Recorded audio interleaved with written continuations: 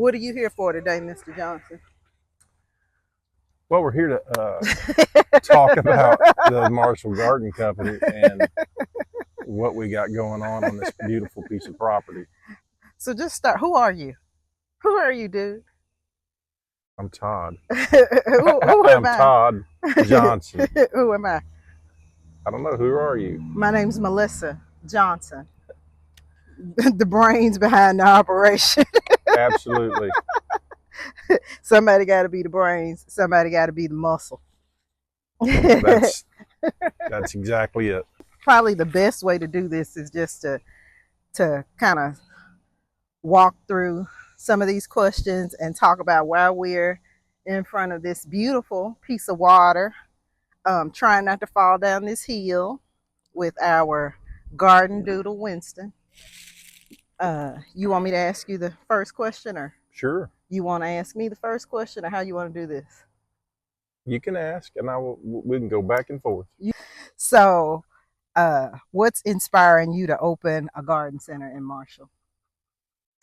My wife is inspiring me to open a garden center in Marshall. Well, I think the East Texas tradition also inspires me. My family inspires me, and the gardens that we had as a kid, and all of those things. Tell me more. It's okay. We just chilling out here. We just got to talk about it. That's all. Yeah. So the idea of having a garden center is, being in touch with the ground and being in touch with, growing something. I think that's part of, the inspiration. But, my wife, Melissa's, your drive to, growing and being very good at growing and knowing these plants, is inspiring. This piece of property inspires me. The way that this property is beautiful. That's sweet. Being in a beautiful location, and being able to be happy with just being close to nature and close to the birds, and yeah, the idea of all of that inspires me to do a garden center. Yeah, that's good. How about you? What's inspiring to you? I want to start the Marshall Garden Company because I'd love to grow things. Like Todd said, both of us, we built like some really cool careers, right? I've worked in nonprofits and fundraising and developing programs, and I dedicated myself full on to doing that and got really good at it. And so part of it for me is like this community building part of me, this philanthropic, make the world a better place part of me. But another piece of it is something that I think Todd has helped me get better at. I want to have my own business that I work hard at for myself, but I also want that to be something that serves Marshall and East Texas, the place that raised me. Um, the place that's really, really important to me. And I wanted to, when I think about starting a business here at home, I want it to be something that I love, something that I'm good at, and something that I can share with the people that I grew up with and the people that I like being around. So that's the why for me. Do you remember the first time you ever grew a plant, Todd? Or you cared for a plant? Yeah, I do. I first cared for a plant that was a habanero plant, and Of course, it's a pepper. it's a pepper plant. I really like peppers. I like to eat them, and I was learning on how to get the pepper plant to make either hotter peppers or make more peppers, and get it to make more. Yeah. And so that was an interesting thing, and then get to share those peppers with people. And food is always great with peppers in it to me. And so yeah. Sharing, growing up, my family always had food from the garden that was shared amongst the family. tomatoes or peppers or peas or watermelons or whatever it is, pears, you know, and so that's part of back to the inspiration, really. Yeah. Yeah. How I about you? I think one of the first things I ever really like remember growing, and I bet a bunch of people remember this, but like in science class, you would get the sweet potato and cut it and do the toothpicks in it Oh yeah. and sprout the sweet potato.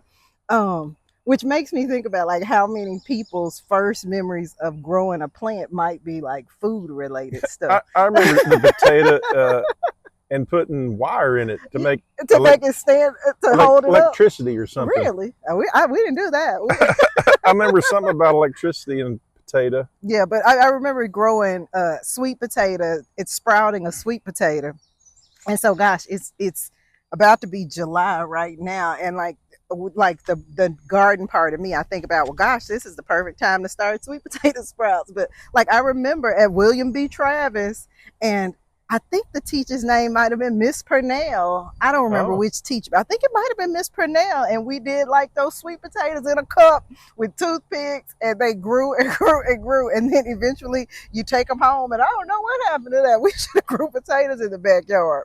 But the plants that I like growing vegetables. I like having a vegetable garden because I like to eat some stuff that I grew. But I like pretty flowers. Like I like to set out some petunias. I like when the fall gets here to have like pretty marigolds and purple stuff and orange stuff. I like some pretty pots and the kind of stuff you put on your front porch. my granddad, whenever he had a garden in the back, he always also had some pretty flowers at the Mm-hmm. house.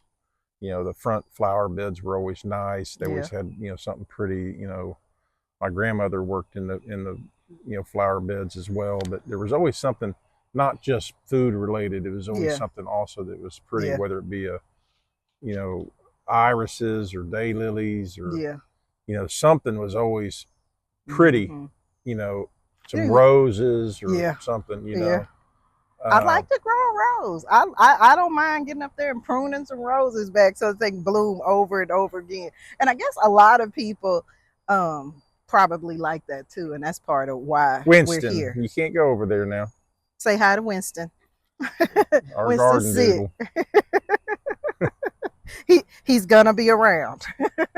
What's the next question you got, Todd? Um, how did your grandmother influence you? Oh, my grandmother is probably my biggest influence for this business. So before we decided to take this jump and do a full-on garden center, learning center here in Marshall, I started a small business. It's called Flu Baby's Garden, and I do garden coaching. Flu Baby is one of my grandmother's nicknames. My uncles always call her Flu Baby. And I need to ask her. We should sit down and do this with her and ask her, like, what did Flu Baby mean? Were you sick, or did they just call you that? Where did that come from? But I started a company called Flu Baby's Garden, and I focused on garden coaching. So the goal of it was to help people put vegetable gardens in their backyard. You wanted to do a little kitchen garden, raised beds, and to walk people through how to do that.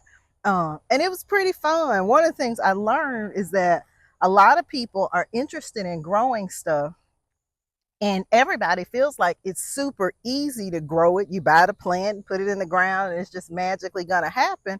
But what happens for a lot of folks is once they get started, they go buy the plant, they put it in some dirt, and then they have this bad luck moment. And so they want some help, like, how do I make my garden look really good, produce some vegetables, produce Winston. some herbs? Hey, Winston Lay. He's trying to find a spot. Winston Lay. There he goes. So we were talking about Flu Babies, but no, I would coach people on how to have a raised bed garden, grow some vegetables, grow some herbs, grow some habaneros if that was their jam, and it was pretty fun. And I like showing people how to do it.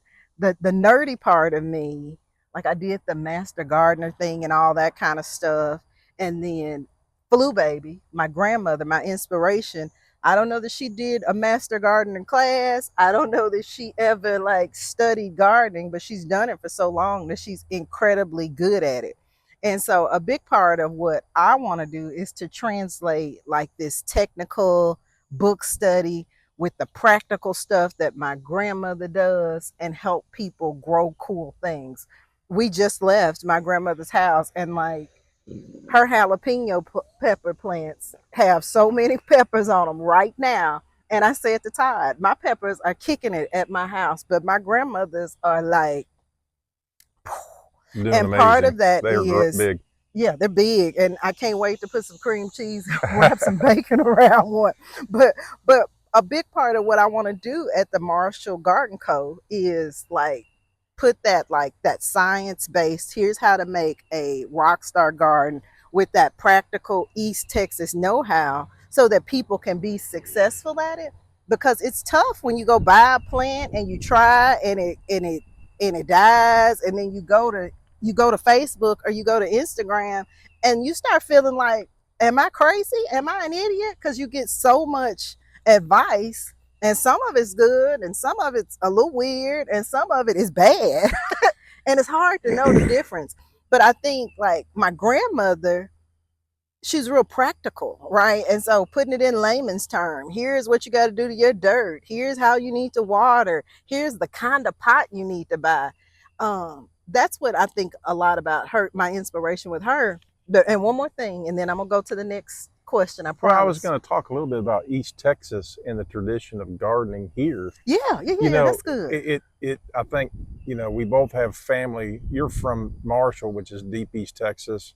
My grandparents are from Van, which is considered East Texas. Mm-hmm. And, as a kid, we used to go to like Tyler, go to the garden centers Yeah, there and go see the azaleas and the yeah, azalea yeah. trails and go with my grandparents to go see that. And those house tours There's in Jefferson, and Yeah, yeah, so yeah, I think there's a big tradition in East Texas for having pretty gardens. yeah, Not just for food, but for having pretty gardens, yeah, azaleas and roses. I mean, the roses in Tyler and the yeah, azaleas in Tyler are both beautiful, yeah, and having just pretty gardens, and that's a deep East Texas tradition that yeah, I believe is instilled in my grandparents, in your grandparents, and yeah, has been handed down, yeah.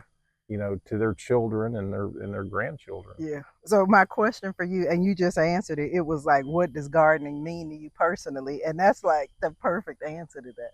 Yeah, I Yeah, mean, that's good. since I can remember, I mean, we talked about the first plant I remember growing, but since I can remember, I've always either played in a garden or played in some bushes that Yeah, were being, grown by my granddad, or playing in the garden in the back, and my uncle's playing, yeah, they're throwing horseshoes in the garden. yeah, It was a place we used to always gather to go walk in there and to see, yeah. what's growing now, and my granddad. Then we'd sit around on the front porch and shuck peas, and Mm-hmm. the family would sit around talking while they did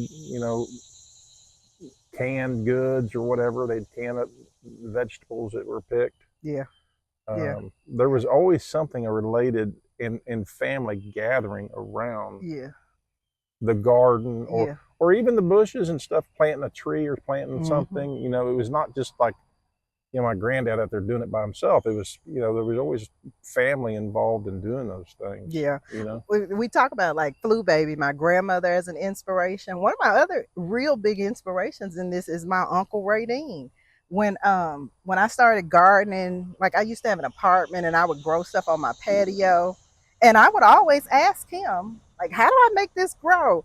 When we bought our house, and I was like, I'm gonna grow a cantaloupe. And you remember, I just got on. I was gonna grow a cantaloupe. I don't know why You that's what I did. picked, but the first time I tried, I done some stuff wrong, and I called him. And when I tell you that man walked me how to grow cantaloupe, and each summer since we have eaten cantaloupe from our garden, just because Uncle Radine will grow some plants and he knows how to do it, right?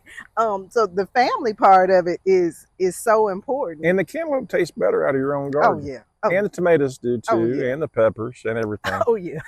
The other thing that like my grandmother inspires me and family inspires me, when I was a young girl, like mama's front porch was always so pretty. It's so decked out with beautiful pots full of flowers. She had a flower bed in front. It had it used to have like azaleas in front of it, and then eventually she changed that out and put some knockout roses in there because East Texas, baby, we love a knockout rose. um Her front beds were so pretty, and when I was a little girl, I liked that people would compliment on her flower beds. I loved that, like when her sisters, when my Aunt Bob and Aunt Glenda would come to town, they would ask her about, man, I need you to help me figure out what kind of flower to go in my yard. And she took a lot of pride in that. My grandmother's house was a humble little East Texas 2-bedroom house, right? That was huge to And a us, porch with a lot of chairs. and a porch with a whole lot of chairs. But like the flowers were slamming, and like she would work in her flower bed and people would stop and her sisters would ask about it, and that was cool to me. And my grandmother's a humble lady and she don't say a whole lot, but I just remember being a young girl, and when people would stop their cars and tell her her flowers look good, like those were moments that I saw her have a whole lot of pride in this piece of her life that she worked hard at. Um, Now, what did we get to do out there? Like, I felt like I hated it when I was a kid because we would go pick weeds. That's all your job was, is to weed by the sidewalk and weed in the flower bed and get that out of Kids here. could use to learn how to weed. Which was brilliant because, I mean, hey, your young back can handle weeding way more than mine. But, I always admired, hey, Winston, can you lay down? But I admired her front porch, and I liked seeing her take a lot of pride in it. We get often asked, or sometimes asked, how did we meet, and how is it that we are, you know, because we seem so different, but we're not so different backgrounds. Mm-mm. We both have a porch in our background that the family gathered around, that had flowers and gardens, and we both, have that, East Texas tradition. And I think that's something we want to incorporate in our garden center that, Yeah, that we have here, a porch with yeah. chairs and, maybe some cold water to, cool off with. And that's a tradition that we grew up with, being outside. It's not, it's July, fixing to be July here. Just to give you an idea of what we're sitting in, we're sitting outside. We're in the shade, and it's mid Relatively pleasant. mid morning, almost noon, and it's pleasant. We're sitting out here. It's hot outside, yes, but But we got a breeze off got the a nice little pond. breeze, and it's Hmm. got the birds and bugs, noise in the background, which is nice. Um, and So, it's can I ask you this question? yeah, Because it's good. How did this dream go from an idea into reality? Like, because I think it's important to share with people how you got from, man, I got this idea, I got yeah. this dream. How do you push it towards reality? I think dreams can always stay dreams if you never take any action.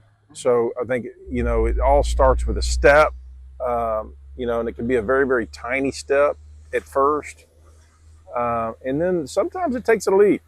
Yeah. Um, but you got to take, is you know somebody once told me, how do you eat something you really don't want to eat or like? And they said, just eat it in small bites. Same way with a dream. I mean, I Yeah. think getting there. We are still in the middle of taking those steps, Yeah. and some of those steps, are on uneven soil. Some of them are on some. I Literally. think you've walked outside on some gravel and bare feet. It's like, ugh, this doesn't feel all that well on your feet, but you have to go do whatever it is you got to do anyway. So you keep on walking, and I think that's the thing. You march in the beat of the drum that you can handle. Yeah. But that's how you make the dream. In my belief system, that's how you make a dream come to fruition. Yeah.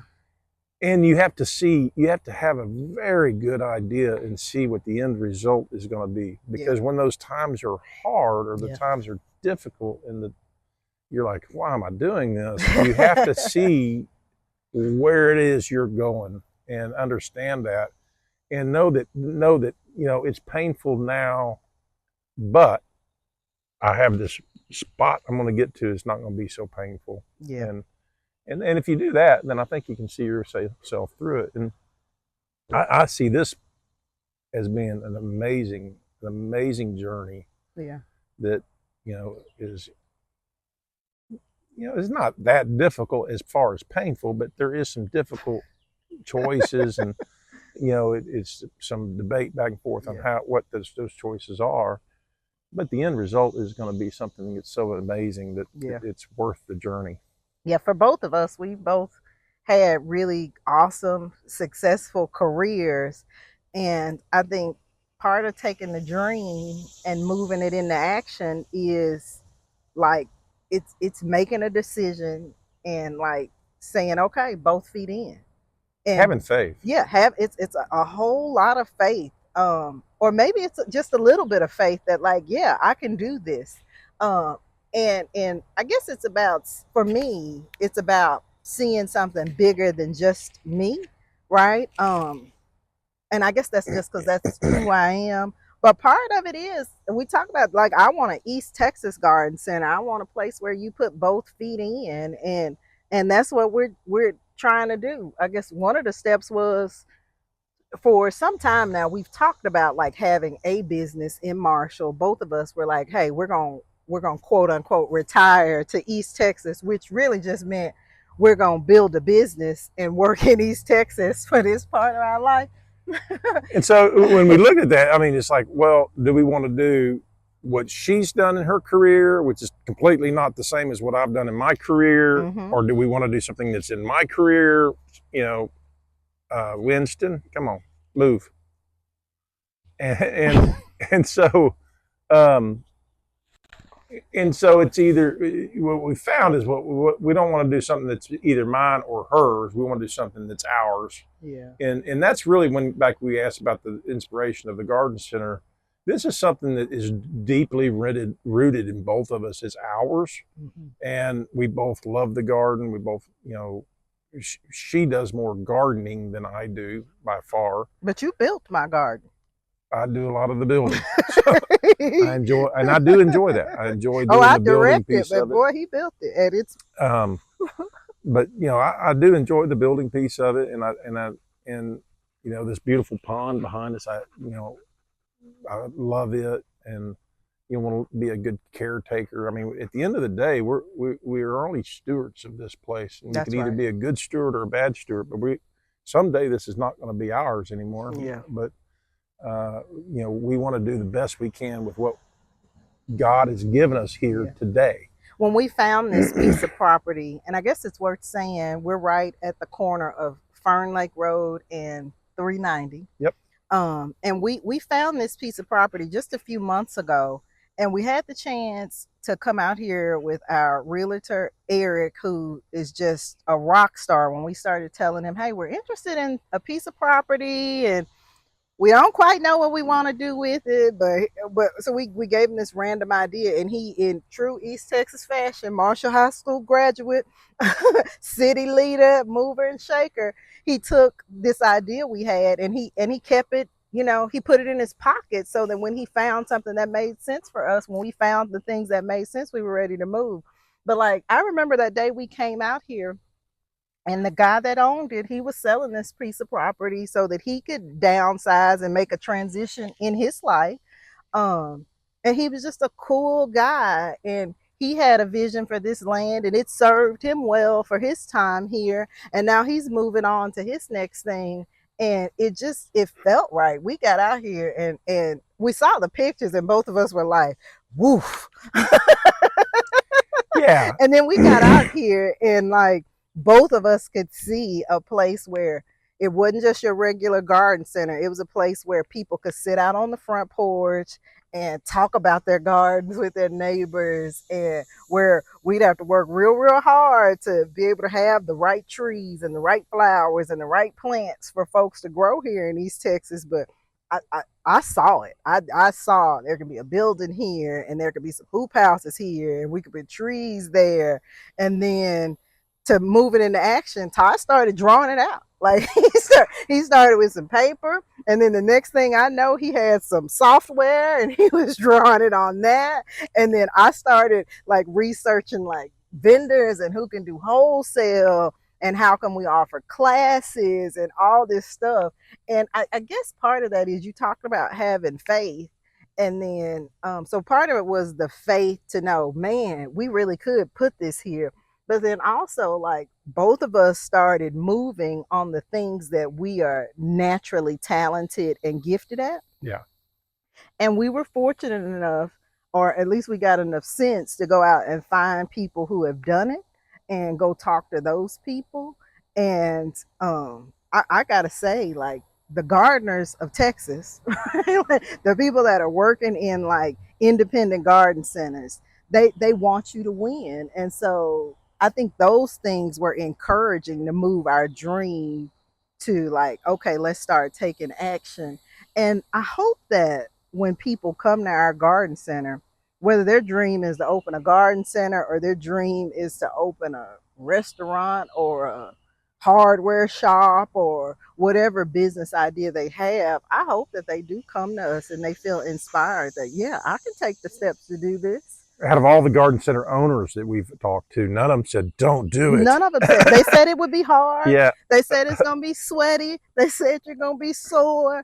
But they all have the same desire to help people grow stuff, and that has been encouraging to me. Yeah. Really encouraging to me. But God, the day we came out here and got to walk this piece of property with the former owner and Eric, I don't know if Winston was with us that day or No. not. No, The he was not. neighborhood dog came and walked through, but I just knew we could build something special here.